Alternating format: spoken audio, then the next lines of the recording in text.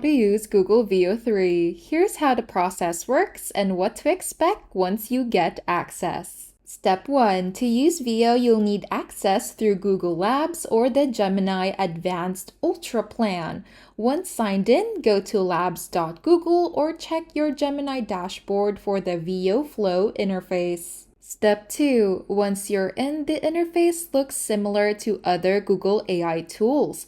At the top, you'll see a text box where you type in your video idea, just like with ChatGPT or Bard. For example, you could type a drone shot over a foggy forest at sunrise with cinematic lighting. Step 3. You can choose duration up to 8 seconds. Style can be cinematic, surreal, or documentary, and toggle audio features. Some modes include voice, sound design, and music depending on your prompt and permissions. Step 3. Once submitted, Veo will render your video in about a minute or less. If you're using experiential mode, it may take longer but include speech and smoother motion. Step 5. After generation, you'll get a 2 to 3 video versions to pick from.